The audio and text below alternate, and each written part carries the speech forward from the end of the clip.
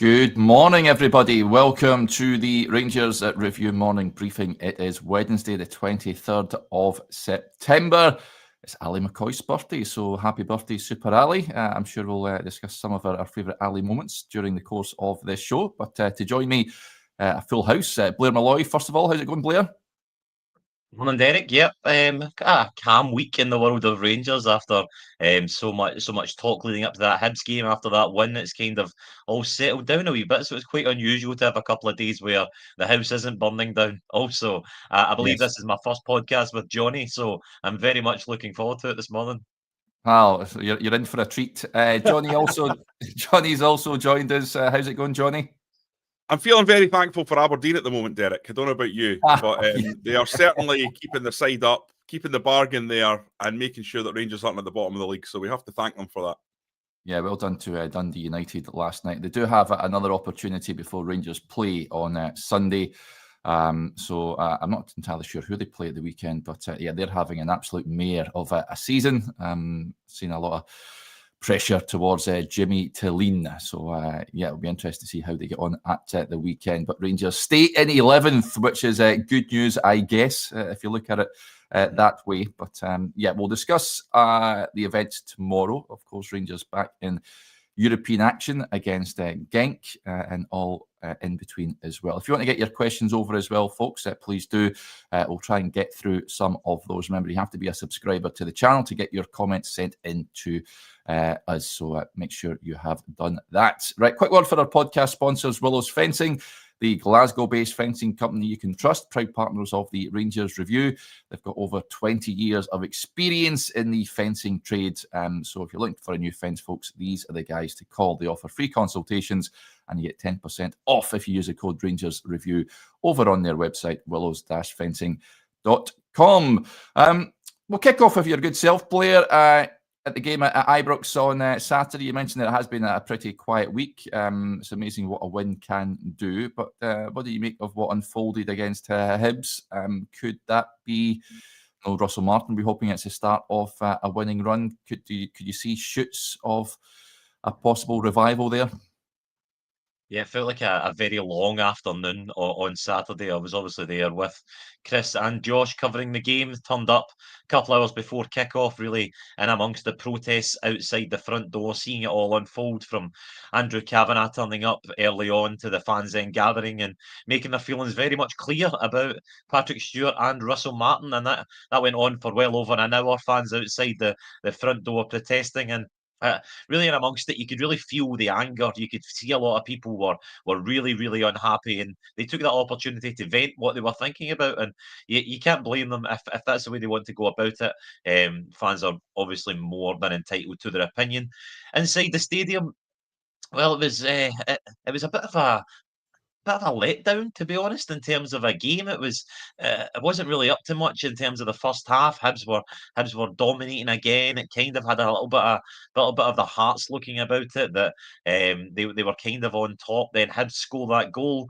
It's ruled out for that handball, and on that the tides just seem to turn.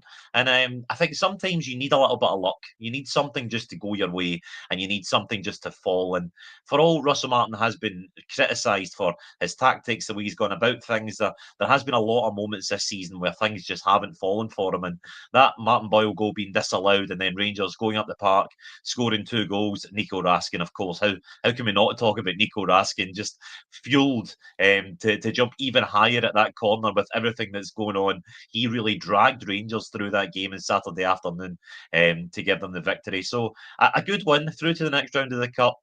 Like you said, it doesn't solve everything, because we still look at the league form. We're in 11th place, which is entirely uncharted waters for any Rangers team. So there's a lot to be done there in the league. But as I said before the game, I think a win on Saturday, it just cooled the temperature, and it just gave everyone a little bit of room to breathe. So a positive result, and hopefully Russell Martin can build that up with 2 wins in a row this week.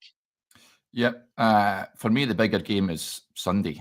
He has to win that, Jonny. There's no two ways about it. But ahead of Genk tomorrow, did you see positive signs at the weekend going into a match against a team? I spoke to a Belgian journalist, a Genk fan yesterday, and he was rhyming off their struggles this season, and it sounded exactly like Rangers. They're just conceding goals. They're not doing enough in an attacking sense. Playing a high line, easy to play through. Just sounds a carbon copy of Rangers. Incidentally, Thorsten Fink is their manager, ex-Bayern Munich midfielder. He was a good player back in the day. Rangers capable of getting a result tomorrow, do you reckon? Yeah, I do. I don't really share Blair's optimism about the game, I have to say. I wasn't impressed by Rangers at the weekend at all. I thought that for 41 minutes they huffed and puffed and then scored from a set piece. I don't think they had a shot on goal at that point. That was 41 minutes, as I say, into the game. They looked energised from that. The confidence seemed to flood back, and the goal by Miovski is a great goal, great team goal. I think 36 passes or something like that in the run up to it. And it's a wonderful pass by Raskin. But I look at the overall in the game, and I don't see the positivity that many people have seen from it. Yes, they were better, but 14 shots on goal at home against Hibs, is that really how he wants it to look? Is that really the blueprint? 14 shots on goal at home? Now, I know people will say Hibs are one of the better sides in the league, but I still didn't think they were creating enough. And, you know, to win this league and to get out of these games that are essentially coin flip games, you need to overpower the team. You need to pulverise them. You need to blitzkrieg them.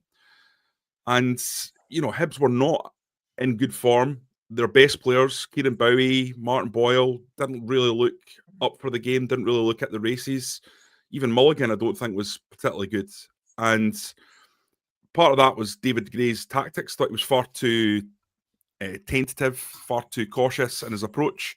You saw Hearts came with under Derek McInnes and had a go, and Rangers struggled with that. But to me, I'm not getting the optimism, the renewed optimism. To me, it's just another example of a game against an opponent that Rangers are much better than, that essentially became something of a coin flip game. Yes, Rangers were better, but ultimately, to me, that Martin Boyle goal, definitely a handball, but if it goes the other way, like the Lon Shanklin one did, the Rangers come back. I think it's a different game. I suppose what I'm trying to say is, I didn't see a material change. Now, sometimes a win is all that matters, and a win kickstarts confidence, and it re-energizes and boosts a team. So we'll see against Genk. I think they're there for the taking, Derek. You illustrated why maybe that little kernel, that little green shoot that we saw on the weekend starts to grow a little bit in this game. And that's the opportunity. That's the opportunity for Russell Martin. But for me, Derek, a home game, it's a must win. It's an expected win, that one. And then, as you say, an even bigger game at the weekend. And that's the one, in all reality, that you look at and you say, that's where Russell Martin will truly be judged, because Europe this year is a bonus. Domestic football is where it's at. You're going up against Livingston at the Tony Macaroni, at the Spaghetti Ad, whatever you want to call it. I think it's called something else now, isn't it? Is it? That plastic pitch is better, but you better believe it'll be slow. They will slow it. And if Rangers are thinking they're going to move the ball quickly through the thirds, I think they're in for a rude awakening. And I'm going to be very, very focused on Russell Martin's approach in the first 5 minutes of the game. And I think the Rangers fans will be absolutely furious if what we see is, let's try to move this ball quickly through the thirds. You can't do that on that pitch. You can't. I don't think you'll be able to. So that to me will tell me a lot about how naive the approach is, and we'll see. Yeah. The Set Fair Arena is what it's now called, which is utterly boring. Yes, it's the Spaghetti Ad forevermore until they find something better. Sorry. Yes. Sorry, yeah, whatever their line of work is, but it's not really. I'm not having that. Your point on tomorrow night, I don't necessarily think it's a must win, just based on the fact that, I think Rangers can get a draw tomorrow night. I don't think it's an absolute disaster, but Sunday is absolutely have to win that game. Yeah, you can't. It's an expected win. I suppose that's a better way of putting it. That's how I should have put it, Derek. It's an expected win. I do genuinely believe Europe. Let's be honest. Rangers have had a lot of good runs in Europe. It's not important compared to the domestic scene this year. Yeah, I totally agree. Genk, incidentally, it's touched on there that the manager under a bit of pressure. According to reports in Belgium, he has 2 games to save his job. And the Belgian journalist says he expects Genk to have enough about them to win at Ibrox, which will be intriguing. Something has it got to give. How do you see that? I mean, we'll focus on tomorrow night, even more so tomorrow. Blair will hear from Russell Martin a little later on in his press conference around about 4 o'clock if he's due to speak to the assembled press at Auchenhowie, and we'll find out who is available for that game. From what you watched at the weekend, can you see him making many changes? If I can offer just a little bit of a rebuttal to Johnny's point there when he said you don't see a material change. The material change is Nico Raskin back in the side for me. That is the one part of this team that is dramatically improved by just putting him in the middle of the park. I think that when you saw how much of a misstep it was by Russell Martin to leave him out when he comes back into that side in a game against Hibs, he instantly looks like the best player on the park. And I know Joshua wrote a piece on the website a couple of days ago saying how Raskin offers you so much more than just his technical ability on the ball. He is what he called a protagonist. He is a main character, for better or worse. He is a guy who's going to take on the weight of expectation on his shoulders, and he's going to let other guys breathe. So I think that, well, I do agree with you in a sense of, yeah, it wasn't all sunshine and roses, and this isn't a performance that we're looking back on going, that was one of the greats. But I definitely think that when you put Raskin back in that team, playing the way that he was playing on Saturday, and I think other players will start to flourish round about him. I think you can't move away too much, or you can't underestimate how much the mentality of these players is such a massive thing. I think there is good players in that team. I think Telo Asgard is a good player. I think Jedi Gassama is a good player. Bojan Majovski is a good player. These are technically very good players, but they just need to be able to be given the room to play. And I think that, all right, it's fine saying the fans give them time, maybe lay off them a wee bit, let them do their thing, but the fans need something to hang on to in the park that gets them going. And Nico Raskin is that for me. Nico Raskin just lets everybody breathe on the park, and I think that is the material change. So from now on, Nico Raskin obviously has to be in the starting 11. I think every single Rangers fan will. And we'll be in agreement to that. And I think he showed you on Saturday the difference that he's going to make to this side going forward. In terms of Thursday, can Rangers get a result? Well, you're saying it's a must win. I think of Rangers of old, yes, Genk at Ibrox is a must win, but this is a side Not disaster. It's not disaster. It's not. They can get beat. It's not a disaster if we lose. I wouldn't say that. I think it's going to heap more pressure on Russell Martin. But I think this is a side who are going to come to Ibrox and are going to surprise a few people. They've got Konstantinos Karetsis up front. Now, this young boy is incredible. I will happy to prove wrong if he turns up at Ibrox on Thursday night as a stinker. But I watched him a couple of times. I seen him at Hampden when Greece turned up, and he was unbelievable. This boy is unplayable. So this is a guy who's going to come to Ibrox, and I'll tell you right now, is going to light it up. So let's not be saying, oh, we should just be turning up and winning this game, because it's far from that for me. Yeah, interesting. Interesting you mentioned some of Rangers' top players. Jedi Gassama was one of those. I take issue with it. Yesterday we were seeing a video of the Rangers players lining up. I think they're doing the little FIFA cards, if I'm not mistaken, with their ratings.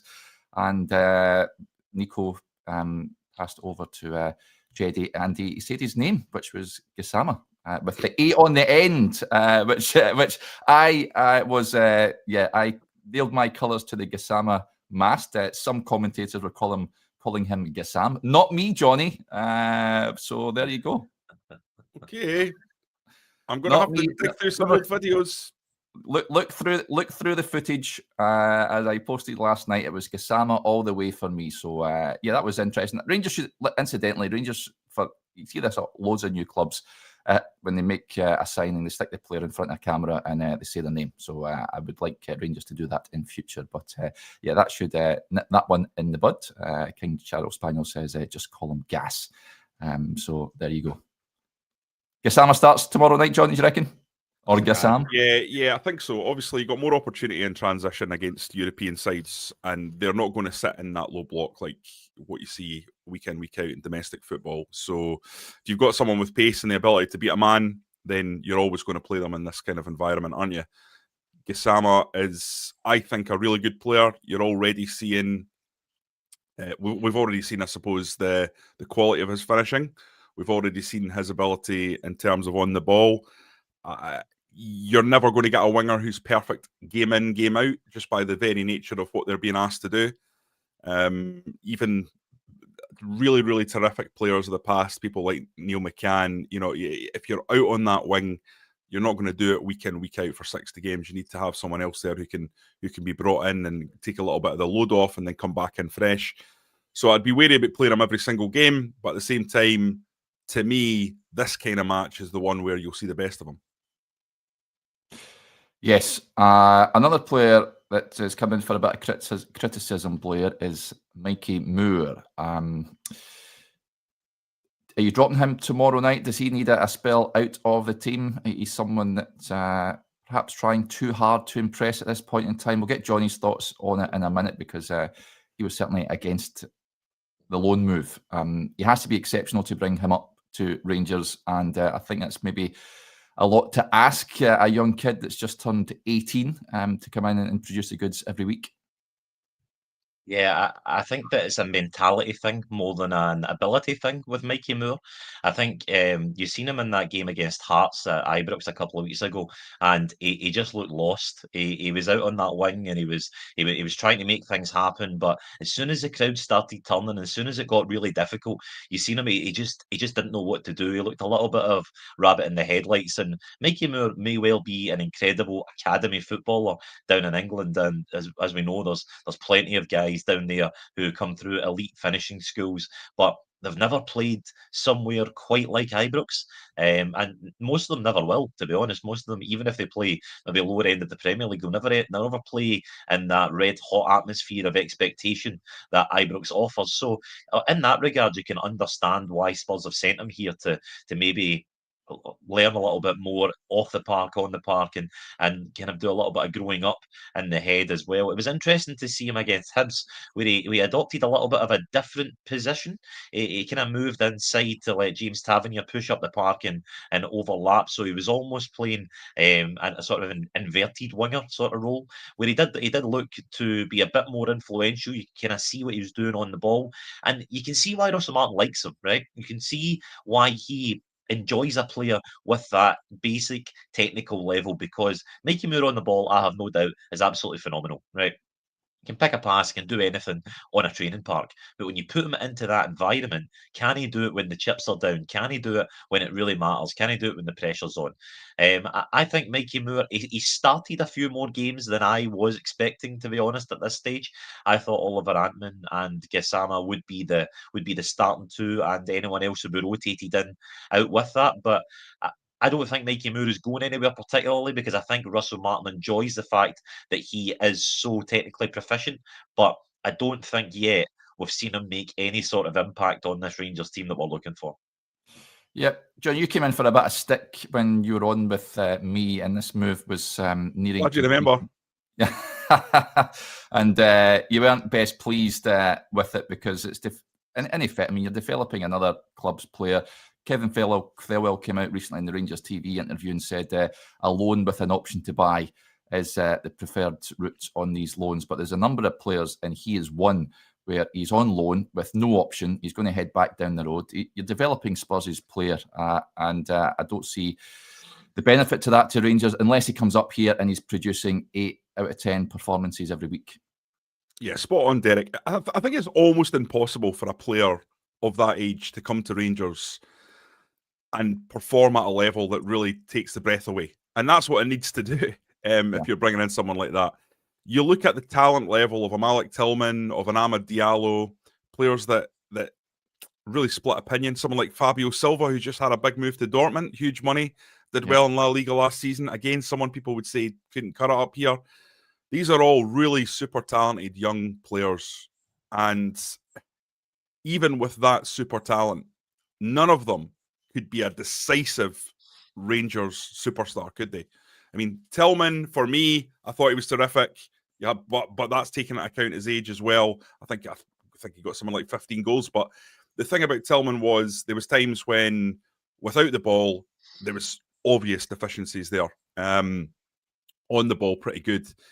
So if a guy like that is struggling, then, you know, I think almost anyone who's of that age coming up and asking them to come to this febrile atmosphere where things aren't going well, where there isn't a core of really, really solid pros who have won lots and lots together, it's a difficult scenario for a young player to come into. And that's before you start talking about the other issues you raised, Derek, regarding whether or not Rangers should actually be making these kind of deals in the first place, where you're taking on a Spurs player on the proviso that effectively you play him a certain amount of games and you develop him for them. I think Rangers is too big a club for that. I don't like it as an idea. If I was Patrick Stewart, I would be saying that this is not for us.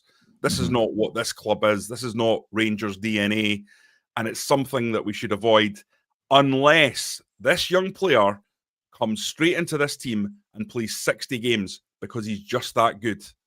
I don't think players like that are coming to Rangers. I don't think the Liverpools, the Manchester Uniteds, the Evertons, if they had a young Wayne Rooney coming through like they did 25 years ago, are going, let's send them up on loan to Rangers. I just don't think that happens. So Mikey Moore clearly is a talent. The fact that Spurs have extended his deal, the fact that Spurs fans were so vociferous in their outpouring of love when he got the loan, saying, oh, it's terrific for him, it's fantastic for us as well, and this is going to be a great move. Yeah, well, I have my doubts about whether or not it's going to be a great move for Rangers based on what we've seen so far. I go back to what I said a moment ago about wingers, and you need multiple wingers because they go in and out of form. And he is one of the group there, but I've not seen anything to suggest that he's, you know, all that terrific so far. And you look at Finlay Curtis, people are mentioning that in the comments. He's certainly done a lot more than Mikey Moore has so far this season and is getting a lot less game time. So effectively, Mikey Moore's putting a stop on a youngster that Rangers own coming in and having an impact. Now, it might be that Finlay Curtis isn't good enough, but irrespective, if Mikey Moore isn't proving himself to be good enough, then what's the point? What is the point? And just for me, it just looks like a move that isn't going to work out. To be fair to him, it's not exactly a real happy environment to play football at this point in time, and for a young kid to be thrust in there. I think we spell out the team, maybe bring him on as a second half substitute, as an impact player, perhaps that might do him the world of good. But the wingers are confidence players, that they go off the boil at times. So not ruling him out just yet. But I'm not a fan of these loans either, I've got to say. Moving on from, incidentally, staying with Mikey Moore, I've seen a report yesterday, Wales trying to convince him to switch his allegiance from England to represent them. So I think he may have more of an opportunity, no disrespect to Wales, of playing for them as opposed to playing for England. Bluebells are blue, and so a point on that. It says the Moore criticism is compounded by the fact we have our own players who look better but aren't getting a game. So just harping back to Finlay Curtis. On Thursday, I think Gassama Antman might be the way that Russell Martin might go down, but you wanted to jump in there, Jonny? I was just going to say, I suppose on the counter argument, which I think it's fair to air, Magoma's looks pretty good, and I think it's a similar loan, isn't it? I don't think there's an option to buy there. Magoma has been just quietly doing his job. I've always felt left and right back are good positions to bring young players in. It's unless you're playing a 3-5-2 where the wing backs are kind of the fulcrum of the team, it's a place where you can integrate without being the kind of main man or someone that's needing to perform week in, week out to an 8 out of 10. If you're a central striker or a central midfielder or a central defender, there's no hiding place. But a left and right back, I think it's just slightly less pressured, so you've got more opportunity. He is obviously a very, very good young player, Magoma, £10 million move, and from Southampton to Brentford. But it's whether or not Rangers have the option to change that come the end of the season and bring him to Ibrox. I don't think that's on the books, but maybe Magoma will prove to be a player of a certain level that the loan allows you to get through a difficult summer with an option there that turns out to be a good one. Yeah. But listen, Derek, I wouldn't go two-footed on Mikey Moore yet. I won't go two-footed on Ant-Man yet. And I certainly won't get too high on Magoma yet. It's too early in their development and their settling in period at Rangers. I think by the end of November, we'll have a better sense of where this squad is and what the players are capable of. I still think I don't want to be making definitive points, because we've seen in the past players come in and start really well and then fade away. We've seen it already this season. Look at Giga. I thought Giga, after a couple of games, was going to be a terrific signing. And I don't know how many games we're in now, 12, 13, 14 games in now, and I'm not so sure. Time will tell on that one. But it goes to show you that you can never quite make early judgments. It's just not fair. Yeah. You want to jump in there, Blair? Yeah, well, I would say I agree with Jonny on that point, that Jayden Magoma is very much playing in a position with less expectation on him, I think. Go back to that. I don't know if you've seen that viral Michael Owen quote that was doing the rounds a few weeks ago, that it's easier to tear the house down than it is to build it, in terms of being a defender as being an attacker.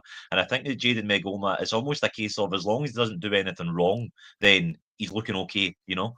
As long as he doesn't make any mistakes and he just gets through a game kind of a solid 6, 7 out of 10, then fans are going to tick over and go, you know what, he looks okay. Whereas Mikey Moore getting through a 6 out of 7 out of 10 game, not actually doing anything, all of a sudden you're looking at him going, oh, has he actually got the ability to do anything? You know, so I think Jayden Magoma is playing in a position where, as you said, Jonny, it's easier for a young player to bed into a team like that, because when you're given a young man up front at Rangers in the front three and telling him to go and make something happen, we've seen much more experienced, much more decorated players than Mikey Moore struggle to make that happen, because you're coming up at all the factors we've touched on. You're coming up against an expectant stadium. You're coming up against low blocks. You're coming up against all sorts. To try and go and break that down can be a lot. And especially if you're in a team that isn't performing well anyway, then I think as a young kid, it takes someone really, really special to be able to do that on their own. So I think Mikey Moore is probably, like I said, a really technically good player, and I can see why Russell Martin likes him, because not only is he good enough to execute what Russell Martin wants to do, he does what Russell Martin wants him to do. I think we've seen that with Connor Barron as well at times. Maybe not the best number 6 that we've got, but he does exactly what Russell Martin asks of him. So I think that Mikey Moore will follow the manager's plan to the letter, for better or worse. So I can understand why he is still in the team. But yeah, I agree with your point there, Jonny, that playing up front is definitely much more difficult to make your name than it is playing in the back line. Especially in this Russell Martin team at the moment. A good friend of the show, Bolt Your Ballbag, says, what do you guys think of Chermiti? Well, I won't write him off. I think it's not been a great start for him. I think he falls into the category of, jury is out. I'm not going to assess him just now. He needs a run of games, of course, but just on the face of it, the signing for me, I said it before, is screams bizarre. He's got no real track record. Speaking to an Everton fan at the weekend, he couldn't believe they got upwards of £10 million for him either. So let's hope he can really show why he was brought to the club. But Chermiti, I'm not sure if we've discussed Chermiti, Jonny, but for me, that's money that could have been spent elsewhere, got to say. Listen, we can all do Football Manager, can't we? But it's impossible not to look at that signing and go, but you could have signed Sima and Cherny for the same amount. You know, money doesn't seem to have really been an object. And you've got two good players. In Cherny's case, I think he's 28, so he's absolutely in his prime. Okay, there's not going to be a resale value there, but certainly a guy who you could rely on for the next 4 or 5 years to produce a high-level performance in the Scottish Premiership. And in Sima, you've got a younger guy, I think 24, 25, who, again, is proven in this cauldron. He's went to loans for the money that Rangers have paid for Cortez, which is, You know, it's kind of frustrating. But listen, we don't know the ins and outs of it. It might be that Chermiti, for all his big transfer fee, isn't on a huge wage, and Cherny was certainly on a big salary. So it's not equitable, really.